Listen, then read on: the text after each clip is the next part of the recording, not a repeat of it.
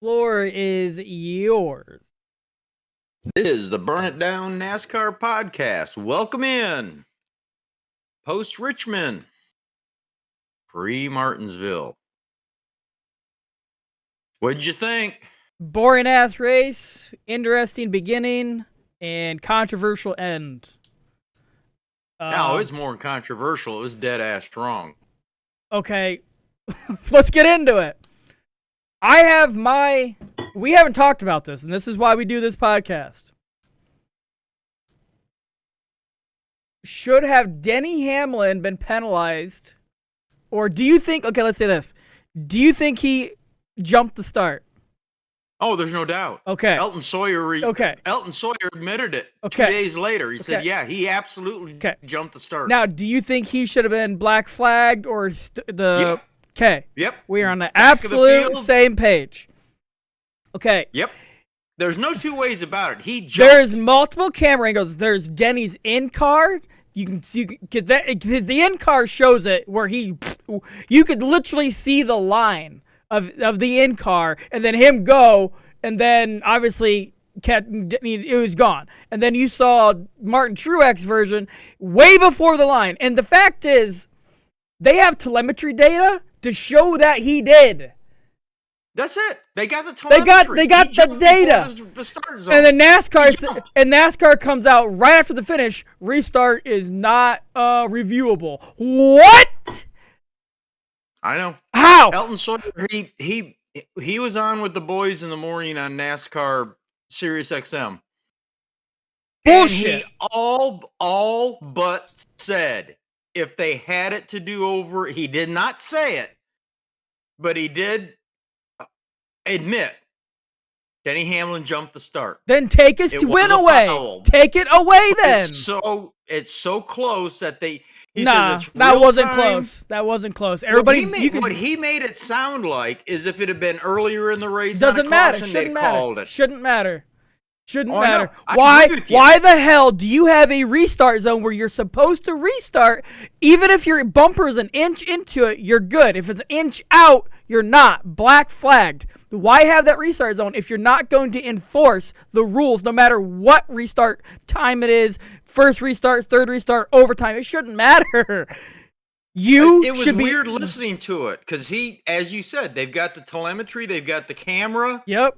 Angles from both him and Truex, and if it was by the time they could have made the decision, the race was over. Don't matter.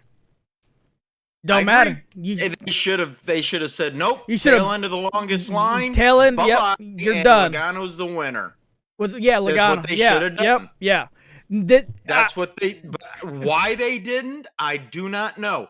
What bothers me is Denny Hamlin bitches and moans and cries when he gets shafted and throws a temper tantrum. If it was the opposite way, Denny Hamlin would have been raging and crying all over his podcast and internet. He jumped it. He should be black flagged. Same thing he did last year when Chase Elliott hooked him. Rightfully so. They had to sit Chase Elliott out a race because they had the telemetry data of he turned his wheel into Denny. This is the same situation, essentially. Mm-hmm. It's apples and oranges, but still.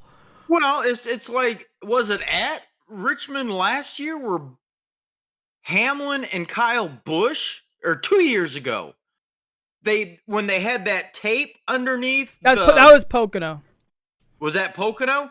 And they DQ'd them both after the race. Yes. This is the same. This is... Just because it was too late, penalty. Doesn't matter. Should have been over. Well, it's not a DQ. No, you should have been black flagged. Those last two laps should not have counted towards your car. Sorry, not done. And Logano should have been declared the winner. Absolutely. I don't know. Here's the thing. Did you see Joey Logano's interview? He goes, if I get black flagged next week for this, I'm going to raise some hell.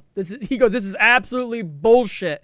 He's right. I'm sorry. Truex said the same thing. He says, this is crazy. He jumped. That's his own teammate. Well, everybody's like, why is Truex so pissed off? And I get it. But don't take it out on Kyle Larson. Poor guy. Poor dude. Yeah, but if you put him from 6th to 3rd. Hey. Man, I understand Truex. I would have punted Denny if I were him. I don't give a teammate or not, but Man, poor Kyle Larson took the brunt of it, but still finished third. But still, he shouldn't have. He shouldn't have gotten slammed. I'm glad Kyle Larson slammed him back right in the wall. But regardless, I'm glad we're on the same page. In the end, Denny it pisses me off too. Denny Hamlin came out and says, "I didn't win because I jumped the restart. My pit crew made us win because I got the positioning for first." Don't get me wrong. I agree that you got the positioning first, but if it didn't matter, why'd you jump? Yeah.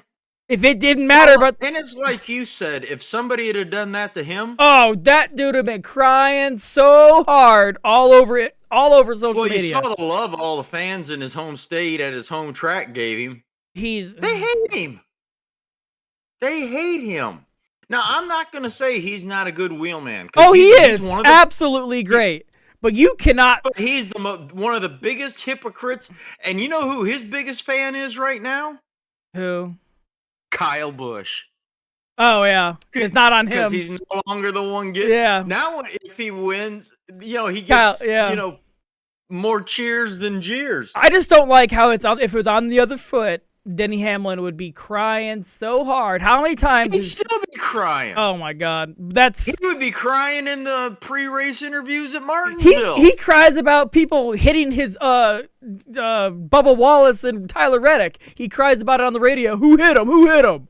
Stuff like that. Yeah. So I don't know. Yeah. Well, we'll save that till we get past.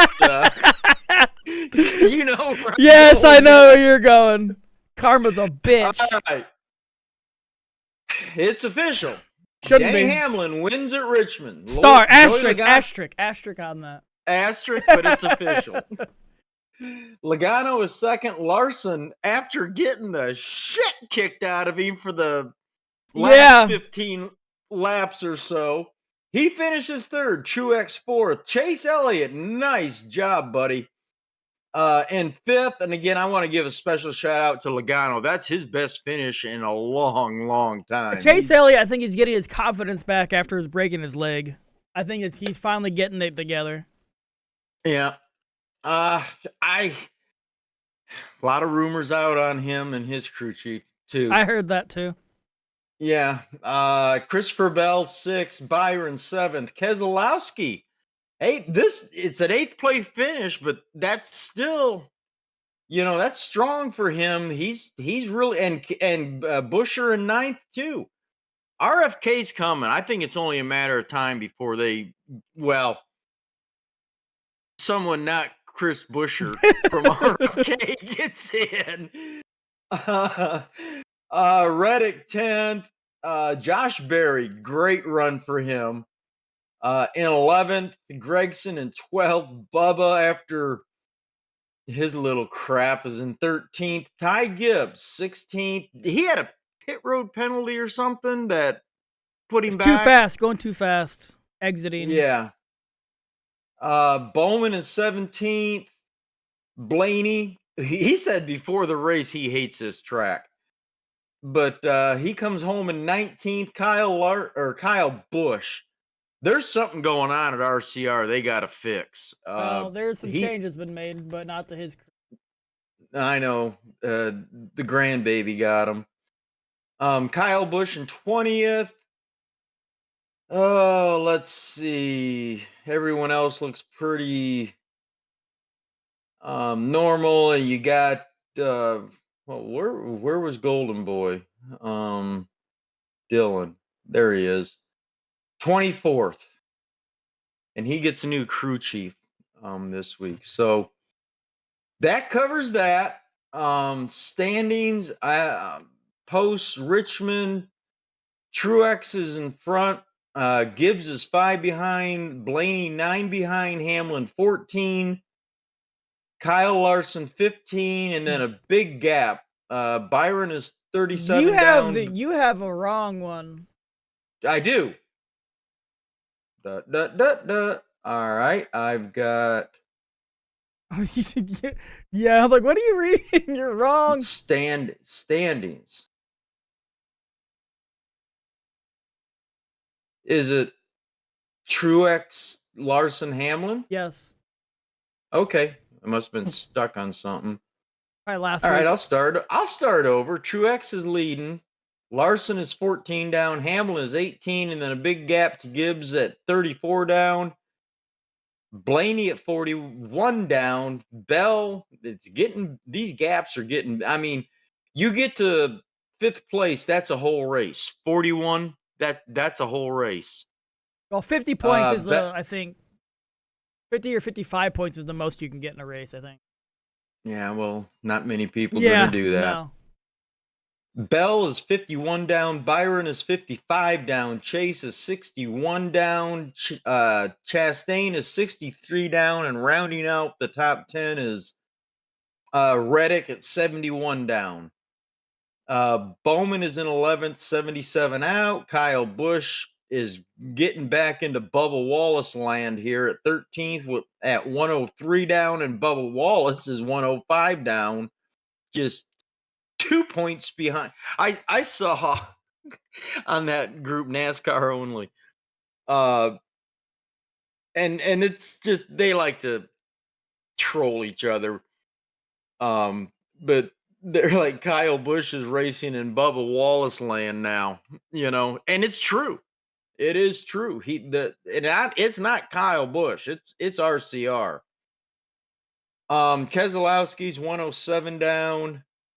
Logano, he's 121 down, but he was a lot worse than that last week.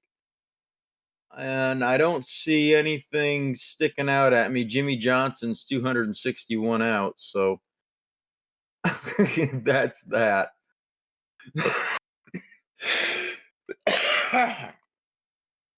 But I agree with you overall.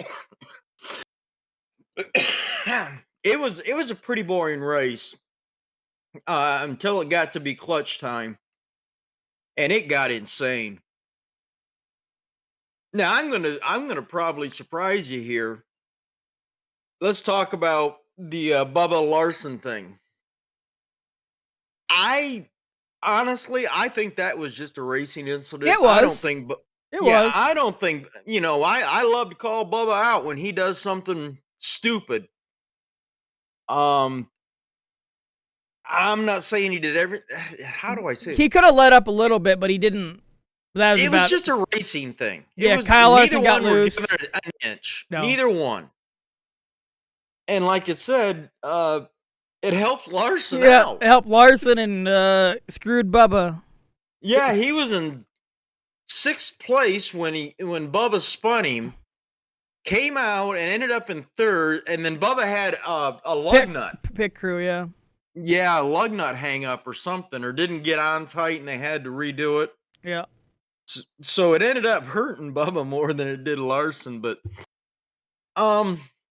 Richmond. It's not Richmond, it's the short track package. Everyone said they could race to their bumper but couldn't pass. This is the 3rd year in a row. They don't know how to do these short track packages. They tried changing stuff with the underbelly and the fuser and this and that. Not working. Your computer AI says it should do this and it's not. Do something drastic and try it. Hell, give me those fucking Bristol tires. Go on. But hey, that wouldn't be a bad idea. But this is whatever they're doing for short track, you're gonna lose fans because that's not fun to watch. I had it up. Last year, and they said it's not comparable because last year it was on FS1, which is funny to me.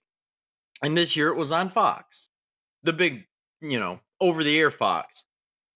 On FS1 last year they had 3.9 as a rating.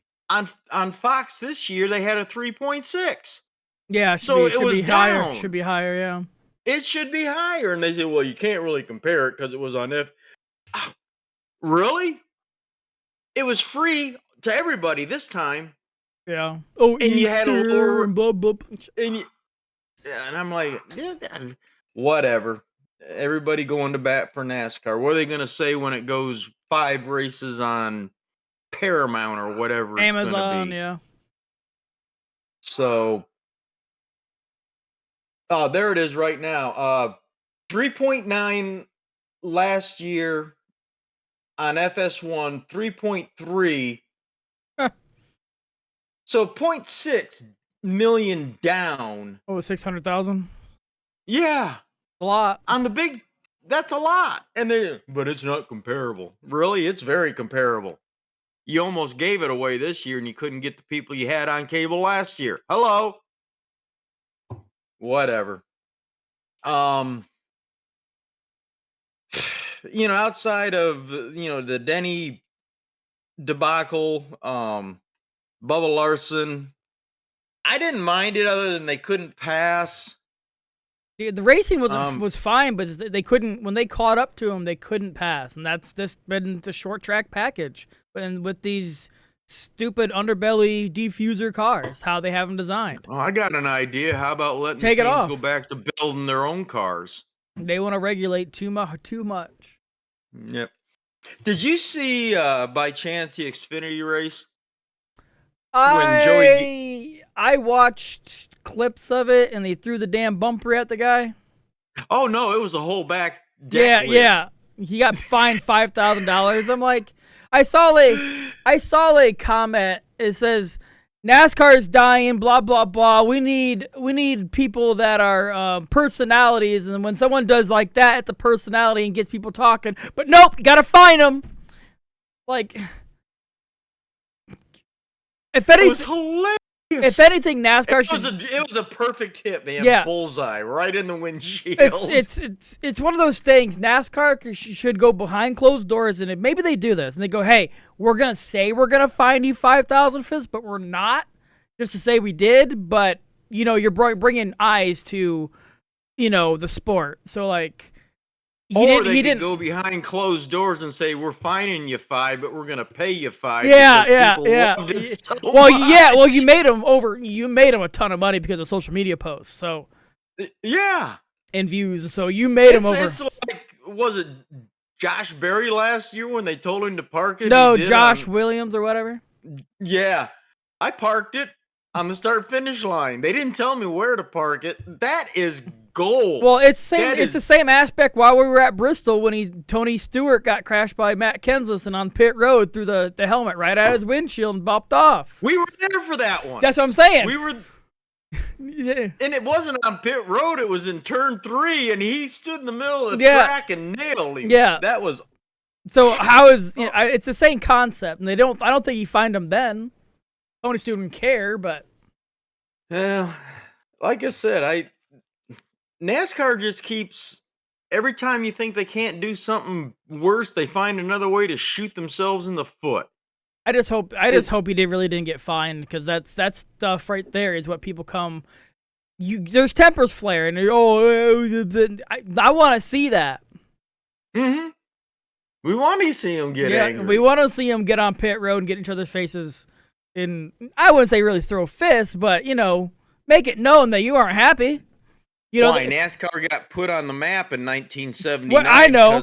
Well, think about Kevin Harvick and all the time he's jumping over cars at Greg Biffle and Kurt Busch and Jimmy Spencer and all that stuff. Like, and Jeff Gordon and who'd he get with? Clint Boyer and was that at Texas? It was a shorter track. I don't know what track it was. Well, who was it he flat backed at Texas? Went right up to him and put him on his back. That was I want to say that was Matt Kenseth? Yeah, I want to say it was Kenseth. Yeah. And there was somebody else that Kevin Harvick pushed somebody close to somebody. I can't remember the fight, but it's stuff like that gets people talking and enjoying. Like, we want to see the emotion. We want to see the tempers. So we don't want to see somebody be a crybaby.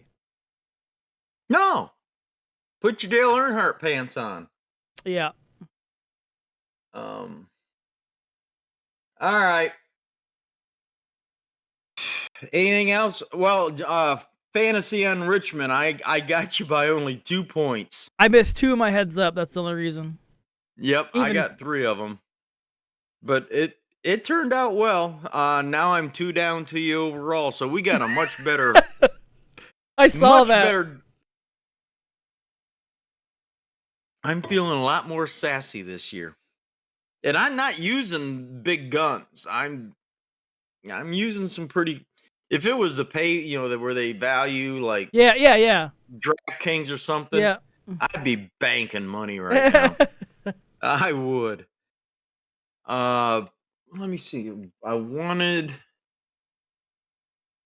see if they've got the heads up for. Probably do. I'm looking right NASCAR. now. Da-da-da.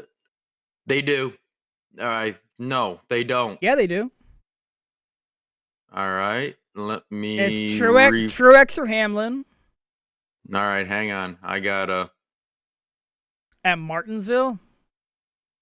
Well, let's see what we got here. Um, it's not changing over. It's I have it.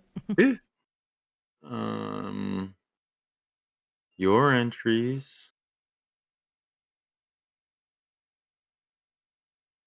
No, it's not coming up. I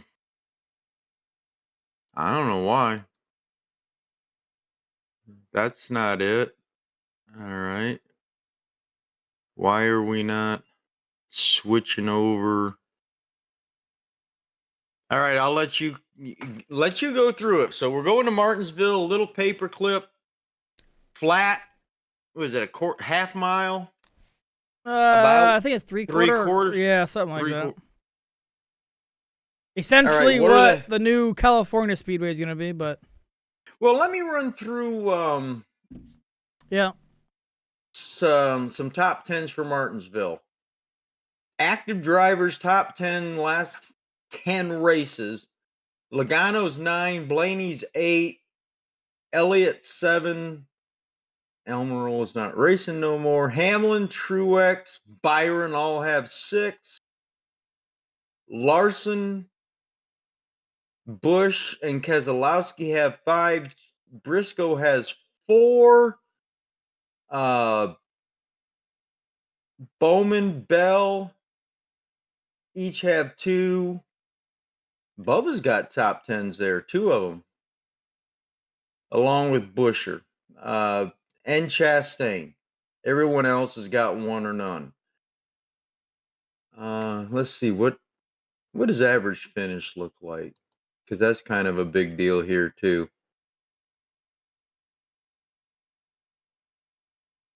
Blaney's got the best average finish of 5th. Then it goes Logano, Larson, Truex, Elliott, Hamlin, Byron, Briscoe, Bell, Kyle Busch. So, all right, what are the matchups for Martinsville? Martin Truex or Denny Hamlin. Oh, that's a tough fee. I'm gonna take Truex this time because he's got an attitude. Yeah, I don't know. It really all depends how they qualify, but I would take Denny. All right, The next one's number 2. Ryan Blaney or William Byron. I would take Blaney. Me too. And the next one is Chase Briscoe or Noah Gragson. I would take Briscoe. Gragson hasn't proved himself enough to me. I have to agree with you on that. And then the next one is Kyle Busch or Joey Logano. What's Briscoe's 14, isn't he? Yeah. Okay. And the other one? Kyle Busch or Joey Logano. Logano. Like I said, all it depends how they qualify, but No, Kyle Busch needs to get a different race team. But you're taking Busch? no.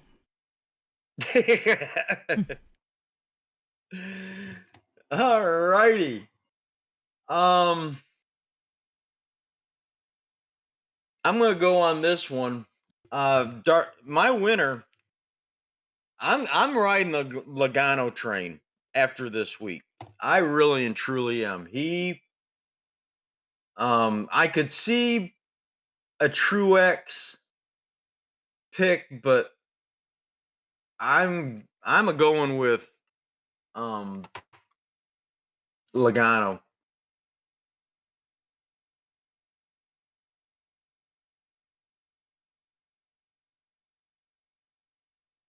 And as far as a dark horse, oh my gosh, I'm gonna go with Ricky Stenhouse.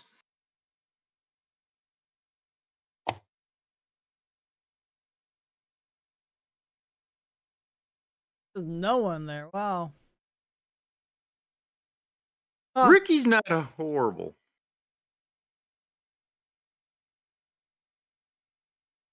Huh. To win, I'm gonna take Alex Bowman. Really? Yeah, he won. He's won there before. And then dark horse.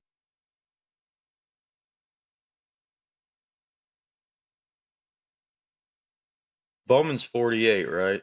Yep. I'll take dark horse. I'll take Noah Gragson. Maybe he'll come out and pull one out of his butt. Really, no one for our dark horse picks.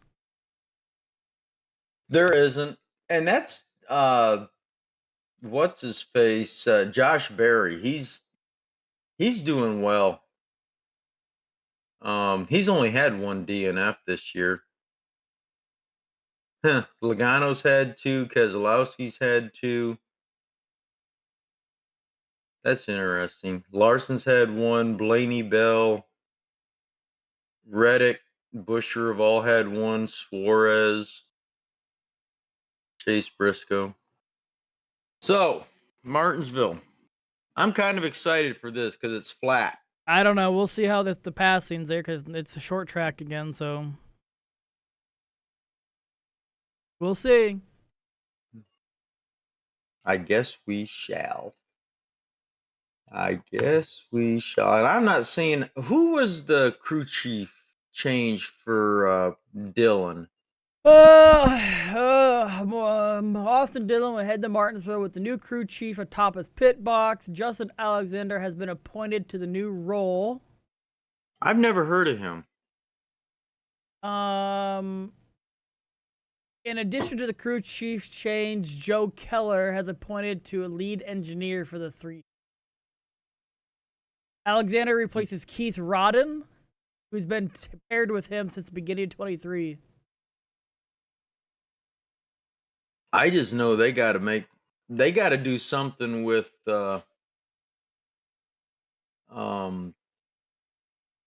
Kyle. Yes.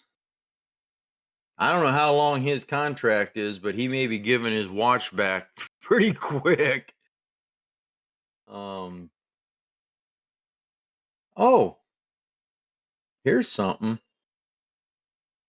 NASCAR clarifies restart rules after Denny Hamlin. So you're adjusting the rules?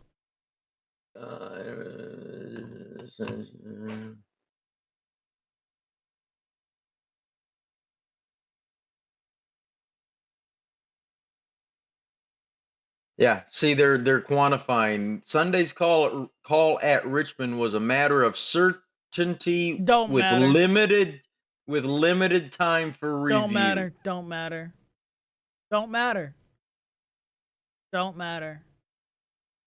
When it's at the end of a race, the stakes are high. Taking a win away from someone is obviously a considerable penalty. You're cheating because you're starting early. I'm sorry. You're jumping the gun.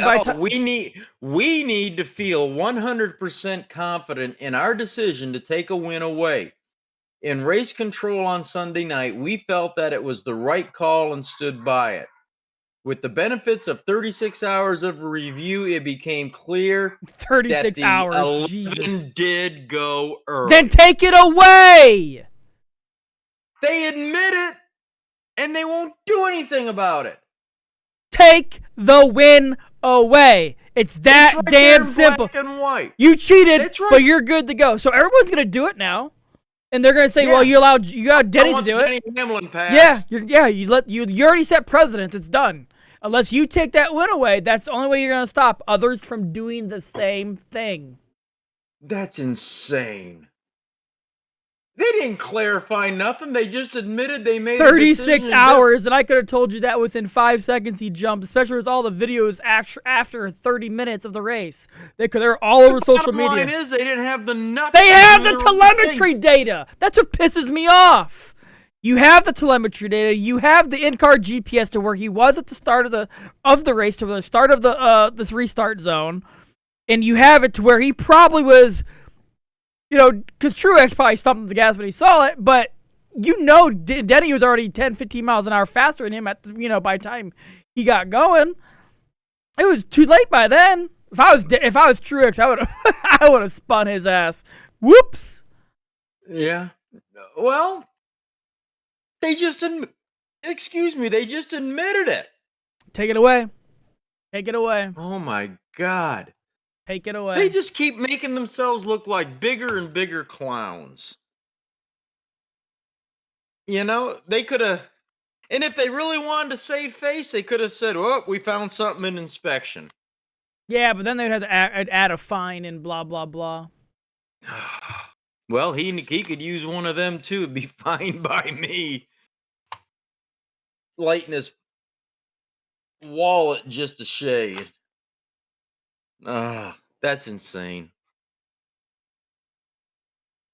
Yeah, and one of the things Elliott Sawyer said, we can't really call a timeout like you can in football and baseball and do a total review.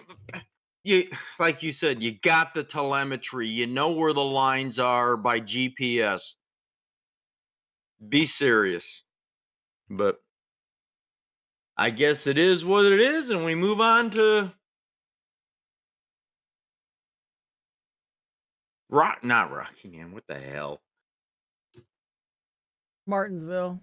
Yeah, I was looking for more stuff. Bob Parker's hasn't done anything, and it's about there's nothing else. It's just, I'm sorry, you've opened a can of worms, NASCAR, with this saying, oh yeah, we know he messed up, we know he cheated and jumped, but we're not going to do anything about it. You're just going to allow other people to do the same thing and says, well, I know it was close enough. You can't, it's going to happen again. It's going to happen again, and it's going to be, they're going to fine them, and there's going to be a fucking uproar, and it's going to be bad. Oh, yeah. If somebody else does the same thing and they nail them on it, woo! Like I said, NASCAR just keeps finding different ways to shoot themselves in the foot. It just, all the time. And it's because they want to have so much damn control over every little thing. It's just, whatever. All right. Unless you found something else in the last 5 minutes, I really don't have a lot. No. Gonna be interesting. No. It might be. I know it won't be rainy next weekend. It's gonna be actually all the weather is gonna be passed by. It's going to be a little chilly over on this side of the world. Chillier than it was this last weekend, which is, I'm surprised they got the race in. They were really talking early on Sunday like it was going to be bad. So I do give them credit for that.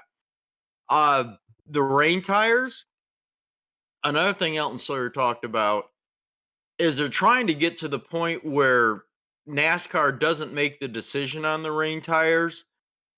If they have well, they won't call them rain tires. They're wet weather tires. Yeah, they want them.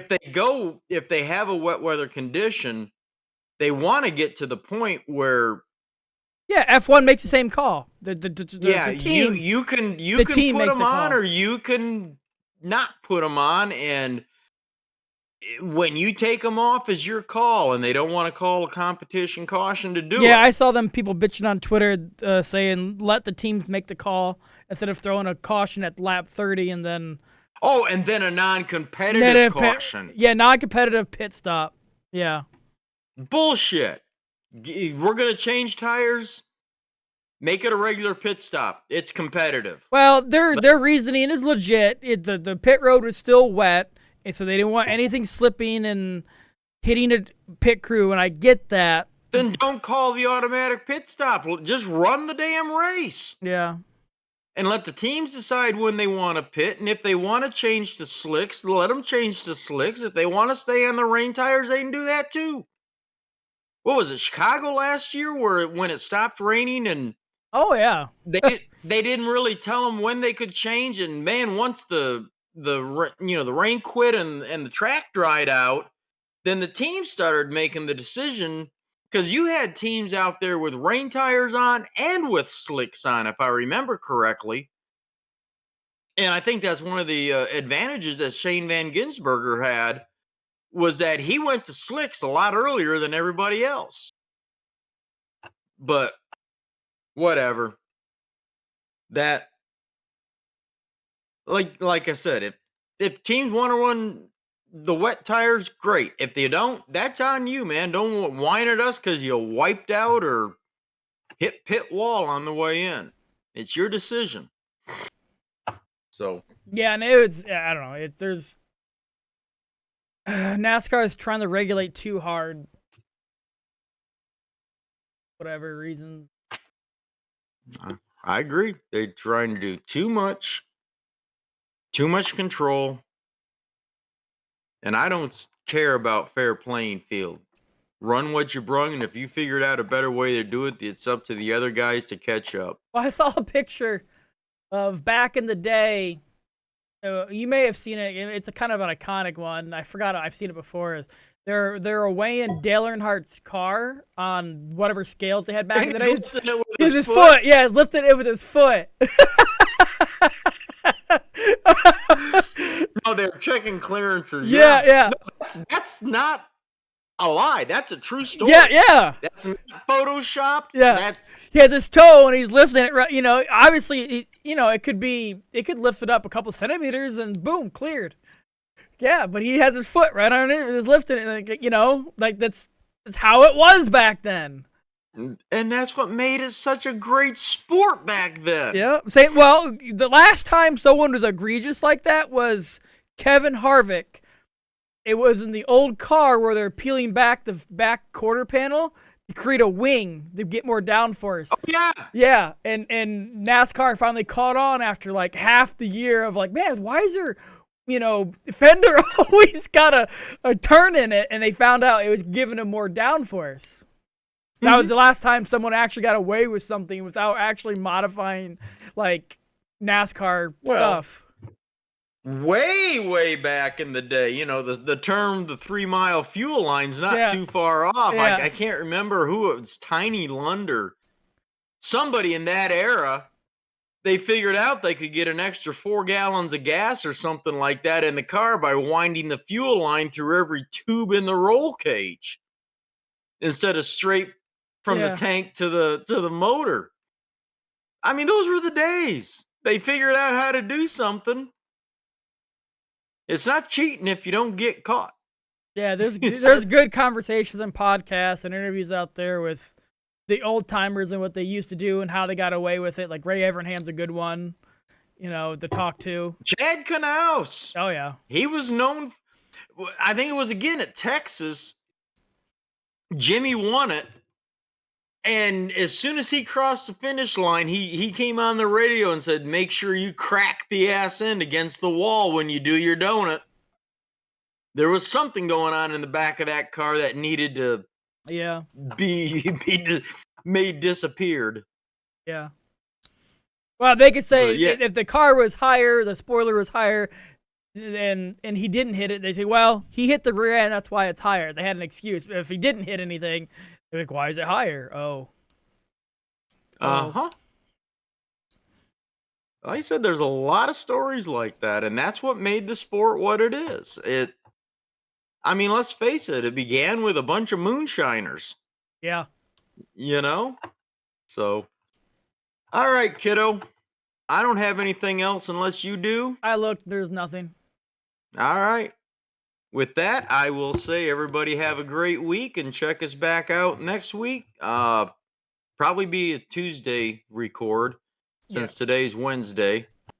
And we're all over the place. YouTube, Brian posted on the Facebook. So if you're watching it, you're catching it from one of those places, and I think we're on TikTok now. Yeah. Their version of us allowing us, they won't let us run the whole thing, I guess. It's what, just clips? Well, how I do it is through the app. I could record in 30-minute increments, but when I upload it, it'll automatically split it into whatever increments I want. So I automatically edit them to 2 minutes or under 2 minutes per video. The whole podcast is on there, so they can just scroll, watch the next one, scroll, watch the next one. Okay. So it's all there. It's not just clips. I mean, if we had something funny like the beginning of this podcast, when we talked about Denny, I could clip that one and just put it up there. So, okay. But it's the whole thing's up there. TikTok, Spotify, anything podcast, audio related is on, anywhere you want to go. And then we have YouTube and YouTube and the audio podcast. And then, like I said, I think this was the 4th, maybe 5th episode we've put on TikTok. And this last one was actually almost every video got 100 views on it. So, well, that's cool. Yeah. That's cool. And then I uploaded the YouTube video, and the YouTube video got like 7 or 8 views right away. So I think it actually is helping a little bit, but I mean, it's not hurting it. There you go. So, all right, my man. I'm done, everybody. We will see you next week.